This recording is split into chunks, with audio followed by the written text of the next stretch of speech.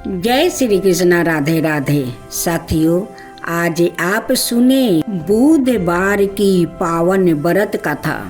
धर्मपुर नगर में कृष्णा दास नाम का एक व्याकित रहता था। वो बहुत धनवान था। कृष्णा दास का विवाह मथुरापुर नगरी की सुंदर और गुणवती लड़की और रूपा से हुआ था। एक बार कृष्णा दास अपनी पत्नी को लेने वो बुधवार के दिन मथुरापुर नगरी पहुंच गया। कृष्णा दास ने पत्नी के माता पिता से रूपा को विदा कराने के लिए कहा। माता पिता वो बोलते हैं, बेटा आज बुधवार का दिन है। बुधवार को किसी भी शुभ कार्य के लिए यात्रा नहीं करते, अच्छा नहीं होता। लेकिन कृष्णा दास नहीं माना। उसने ऐसी शुभ अशुभ की बातों को नहीं मानने की बात कही।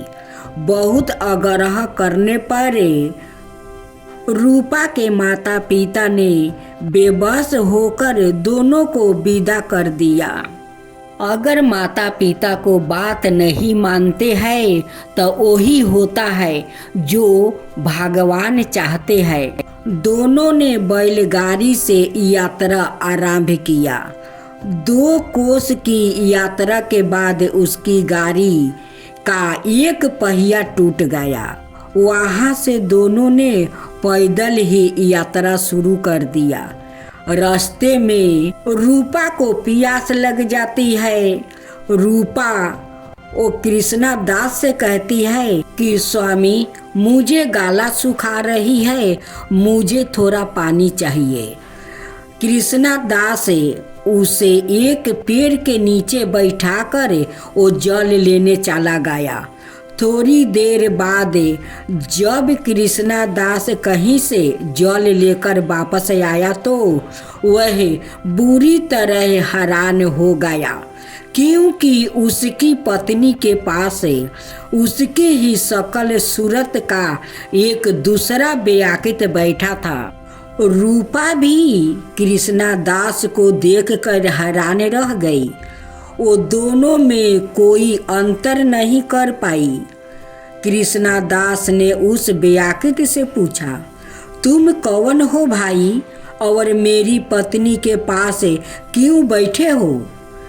कृष्णा दास की बात सुनकर उस व्याकित ने कहा, अरे भाई, यह है मेरी पत्नी रूपा है। मैं अपनी पत्नी को ससुराल से विदा करा कर लाया हूँ। लेकिन तुम कौन हो भाई जो मुझसे ऐसा प्रश्न कर रहे हो? कृष्णा दास ने लगभग चीखते हुए कहा, तुम जरूर कोई चोर या लुटेरा हो। यह मेरी पत्नी रूपा है। मैं इसे पेड़ के नीचे बैठा कर जल लेने गया था।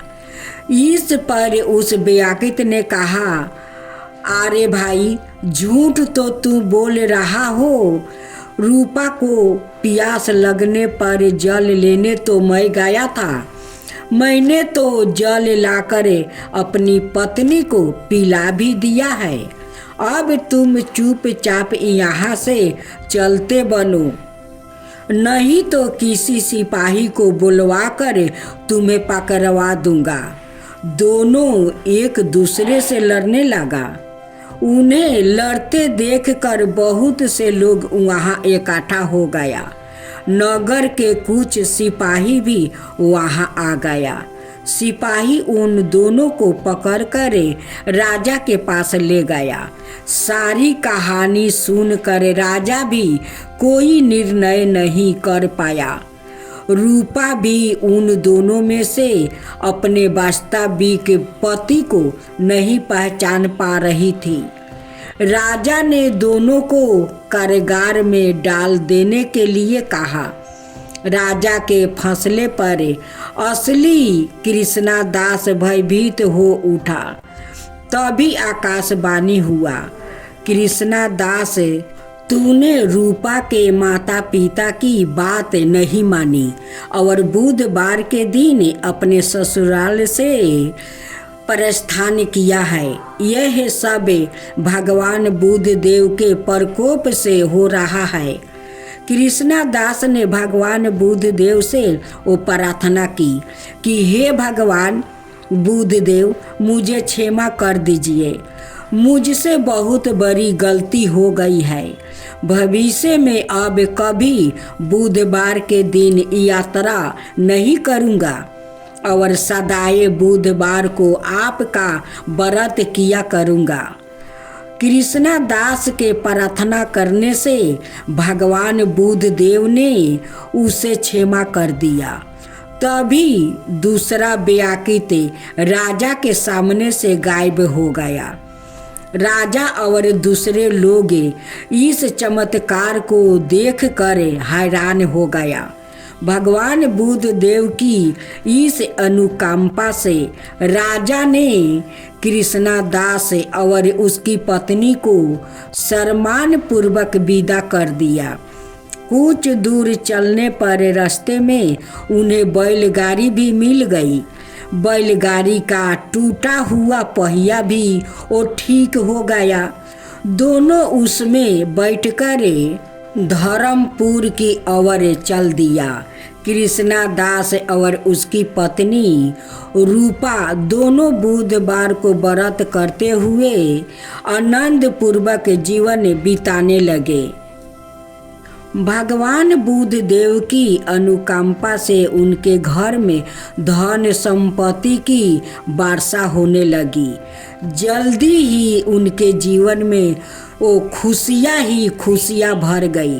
बुधवार का व्रत करने से स्त्री पुरुष को जीवन में सभी मंगल कामना पूरी होती है और व्रत करने वाले को बुधवार के दिन किसी आवश्यकता काम से यात्रा करने पर कोई कष्ट भी नहीं होता है।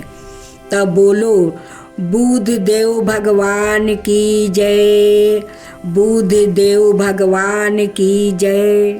अब गणेश जी की कथा बहुत समय पहले की बात है। कैलाश पर्वत पर भगवान शिव तपस्या में लीन रहते थे और माता पार्वती घर गृहस्थी का कार्य संभालती थी। माता पार्वती का मन हुआ कि उनके पास भी कोई ऐसा हो जो सदा उनकी सेवा करे, उनकी आज्ञा का पालन करे और हर समय उनके साथ रहे। एक दिन माता पार्वती स्नान करने जा रही थी, लेकिन उन्हें चिंता हुई कि द्वार पर कोई पहरा देने वाला नहीं है। तभी माता ने अपने मन में सोची, मैं सवाए अपने हाथों से एक पुत्र बनाऊंगी जो मेरी आज्ञा को सबसे ऊपर रखे। माता पार्वती ने अपने शरीर के उपटन से एक सुंदर बालक का रूप बनाई, फिर उसमें प्राण फूंक दिया। बालक जीवित हो उठा। माता ने प्यार से उसके सर पर हाथ रखी और कहा, तू मेरा पुत्र है, तेरा नाम गणेश है। फिर माता ने आदेश दिया, जब तक मैं स्नान करूं तू द्वार पर पहरा देना, किसी को अंदर मत आने देना। गणेश जी ने हाथ जोड़कर कहा, माता आपकी आज्ञा मेरे लिए सबसे बड़ी है। कुछ समय बाद भगवान शिव कैलाश लौट आए। वह सीधे माता पार्वती के पास जाना चाहता था, लेकिन द्वार पर एक बालक खड़ा था। गणेश जी ने कहा, रुकिए, माता स्नान कर रही है, कोई अंदर नहीं जा सकता। भगवान शिव को आश्चर्य हुआ। उन्होंने कहा, मैं शिव हूँ, यह मेरा घर है। गणेश जी बोले, मुझे सिर्फ माता की आज्ञा का पालन करना है। भगवान शिव ने गण, नंदी, बिरगु और अनाए गनों को लेकर बढ़े, लेकिन गणेश जी ने किसी को भी अंदर नहीं जाने दिया। धीरे धीरे बात बढ़ गई और युद्ध छिड़ गया। गणेश जी अकेले थे, लेकिन उनकी शक्ति अपार थी। उन्होंने शिव गणों को रोक दिया। अंत में भगवान शिव ने क्रोध में आकर त्रिशूल से गणेश जी का सिर अलग कर दिया। जैसे ही माता पार्वती स्नान करके बाहर आई, उन्होंने देखी कि उनका पुत्र धरती पर पड़ा है। माता पार्वती रो पड़ी। उनका क्रोध इतना भयंकर था कि कैलाश कांप उठा। माता ने कहा, यह मेरा पुत्र था जिसने मेरी आज्ञा निभाई। यदि मेरा पुत्र वापस नहीं आया तो सृष्टि का विनाश कर दूंगी। भगवान शिव को अपनी गलती का एहसास हुआ। उन्होंने तुरंत देवताओं को आदेश दिया, जाओ उत्तर दिशा में जो पहला जीव मिले उसको सिर लेकर आओ। देवतागण और उन्हें एक हाथी मिला। उसका सिर लाकर भगवान शिव ने गणेश जी के शरीर पर लगा दिया। फिर भगवान शिव ने उन्हें जीवन दान दिया। गणेश जी उठे और माता पार्वती ने उन्हें गले लगा लिया। भगवान शिव ने घोषणा की, आज से यह बालक गणपति कहलाएगा और कोई भी शुभ कार्य, पूजा या यज्ञ गणेश की पूजा के बिना पूर्ण नहीं होगा। सभी देवताओं ने गणेश जी को प्रणाम किया। माता पिता का आज्ञा सबसे बड़ी होती है। सत्य और नियम का पालन करने वाला कभी छोटा नहीं होता। गलती हो जाए तो स्वीकार करके सुधार करना ही सच्चा धर्म है। गणेश जी बाधाओं को दूर करते हैं, इसलिए उन्हें पहले पूजा जाता है। गणेश जी की कथा। एक बुढ़िया थी, वो बहुत गरीब और अंधी थी।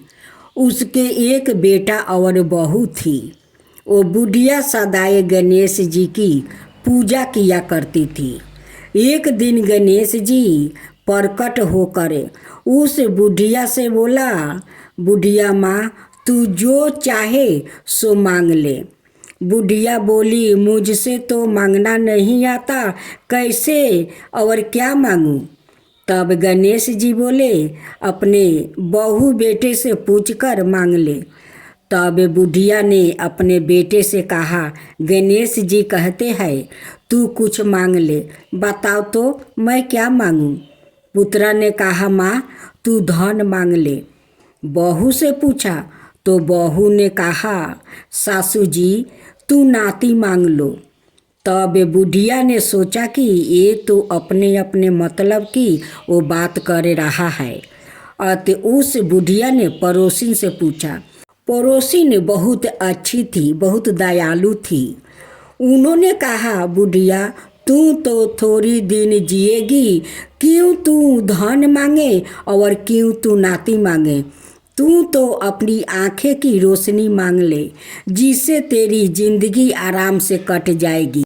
इस पर बुढ़िया बोली, यदि आप प्रसन्न है तो मुझे 9 करोड़ की माया दे, निरोगी के काया दे, अमर सुहाग दे, आँखों की रोशनी दे, नाती दे, पोता दे और सब परिवार को सुख दे और अंत में मोक्ष दे। यह सुनकर तब गणेश जी बोलते हैं, बुढ़िया माँ, तूने तो हमें ठगा लिया। फिर भी जो तूने मांगा है वचन के अनुसार सब तुझे मिलेगा। और यह कहकर गणेश जी अंतर्ध्यान हो गए। उधर बुढ़िया माँ ने जो कुछ मांगा वो सब कुछ मिल गया। हे गणेश जी महाराज, जैसे आपने उस बुढ़िया का सब कुछ दिया वैसा ही सबको देना। बोलो गणेश भगवान की जय। गणेश जी की कहानी। गणेश जी की कहानी। एक ब्राह्मण ब्राह्मणी थे। उनके एक लड़का था। लड़का गणेश जी का परम भक्त था। दिन रात गणेश जी की सेवा में लगा रहता था। घर का कोई काम नहीं करता। इससे ब्राह्मणी बहुत दुखी होती और लड़के को सारा दिन लड़ती, कहती कि घर का कोई काम धंधा कर। इस बात पर घर में रोज झगड़ा होता। लड़का बहुत दुखी हो गया और एक दिन गणेश जी भगवान का नाम लेकर घर से निकल गया और सोचने लगा, आज तो मैं गणेश जी भगवान से मिल कर ही घरे आऊँगा। लड़का जय गणेश बोलते बोलते बहुत दूर गहन जंगल में चला गया और जोर जोर से गणेश जी को पुकारने लगा। लड़के को डर भी लगने लगा। अब जोर जोर से रोते रोते बोलने लगा, जय गणेश जी की, जय गणेश जी की। तब गणेश जी का सिंहासन हिलने लगा। रिद्धि सीधी बोली, स्वामी, कोई भक्त सच्चे मन से आपको पुकार रहा है, आपको उसकी रक्षा करनी चाहिए। तब गणेश जी भगवान बूढ़े ब्राह्मण का भेष धारण करे बालक के पास आया और बोले, लड़के क्यों रो रहे हो? तब लड़का बोला, आज मैं गणेश जी से मिलने घर से निकला हूँ। चलते चलते इतना दूर आ गया पर गणेश जी भगवान नहीं मिले। आप बताओ गणेश जी भगवान कहाँ मिलेंगे? तब ब्राह्मण भेषधारी गणेश जी बोले, बालक घर चला जा, नहीं तो तुझे शेर चीते भालू खा जाएंगे। पर बालक लड़का नहीं माना, बोला, आज कुछ भी हो जाए, आज तो मैं गणेश जी से मिल कर ही जाऊंगा। गणेश जी भगवान लड़के पर बहुत वो खुश हो गए और लड़के को दर्शन दिया। लड़का गणेश जी को देखकर बहुत खुश हो गया। तब गणेश जी बोले, लड़के मांगना चाहो सो तू मांग ले, मैं तुझे सब कुछ दूंगा। तब लड़के ने थोड़ा विचार किया और थोड़ा घोड़ा और लगाम मांगू, पंचो गज राज मांगू, महल महाला मांगू, पुरसन वाली ऐसी मांगू जैसे फूल गुलाब को। गणेश जी भगवान ने तथास्तु कह कर और अंतर्ध्यान हो गए। लड़का घर आया तो देखा झोपड़ी की जगह महल बन गया है। बाहर घोड़ा खड़ा है, अंदर गया तो पीढ़ी पर दुल्हन बैठी है। लड़के की माँ बोली, तेरे गणेश जी का तो बहुत पुण्य प्राप्ति हुआ है, आज से हम सब गणेश जी की पूजा प्रार्थना करेंगे। सब बहुत खुश हुआ। हे भगवान, जैसे लड़का का अन्न धन के भंडार भरे वैसा ही सबका भंडार भरना। जय गणेश जी भगवान की। श्री गणेश जी भगवान की कहानी। विष्णु भगवान लक्ष्मी जी का शुभ विवाह होने लगा। समस्त देवी देवताओं को बारात में जाने के लिए वो बुलाया गया, तो गणेश जी भगवान को नहीं बुलाया। सोचा अच्छा नहीं लगेगा। सूंढे धुन धुधला छाते जैसे कान, मोटा मस्तक वाले हैं, बारात में अच्छा नहीं लगेगा।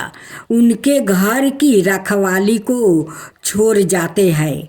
समस्त देवताओं के साथ गजे बजे से बारात रवाना हो गई। नारद मुनि ने गणेश जी को भड़का दिया कि आप अच्छे नहीं लगते, इसलिए आपको लेकर नहीं गया।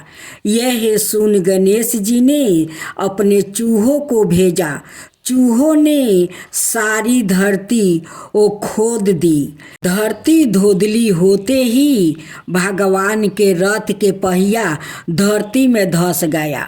सब ने निकालने का प्रयास किया पर सफलता नहीं मिली। थक कर कारीगर को बुलाया। उसने आते पहियों को निकालते हुए बोला, जय गणेश जी। भगवान की और रथ का पहिया निकल गया। तब सब देवताओं ने पूछा, गणेश जी को क्या याद किया? तब कारीगर बोला, गणेश जी को सुमरे बिना कोई काम शुद्ध नहीं होता। सब सोचने लगे, हम तो गणेश जी को यही छोड़ आए। संदेश भेजा गया। गणेश जी को बुलाया गया। सर्वप्रथम गणेश जी का रिद्धि सिद्धि से विवाह करवाया। फिर श्री भगवान विष्णु जी का विवाह लक्ष्मी जी से करवाया गया। हे गणेश भगवान, जैसे भगवान का कर्ज सिद्ध किया वैसा ही सबका करना। जय गणेश जी भगवान की जय।